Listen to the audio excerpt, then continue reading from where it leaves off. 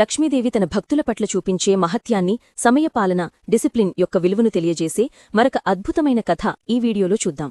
లక్ష్మీదేవి మహత్యం, సమయపాలనా ఫలం. అలసత్వంతో అశోక్. ఒకానొక గ్రామంలో అశోక్ అనే యువకుడు ఉండేవాడు.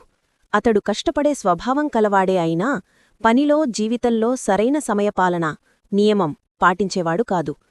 ఉదయం ఆలస్యంగా నిద్రలేవడం, ఏ పనినీ సరైన సమయానికి చేయకపోవడం అతని అలవాటు.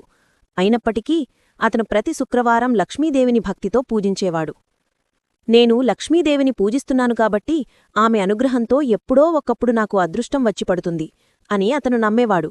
కాని ఎంత కష్టపడ్డా, ఎన్ని పూజలు చేసినా అతని ఇంట్లో దారిద్ర్యం మాత్రం తొలగలేదు. లక్ష్మీదేవి లీల. ఒకరోజు అశోక్ నిద్రిస్తుండగా అతనికి ఒక కల వచ్చింది. ఆ కలలో లక్ష్మీదేవి ప్రత్యక్షమైంది. లక్ష్మీదేవి: అశోకా, నీ భక్తి నాకు తెలుసు.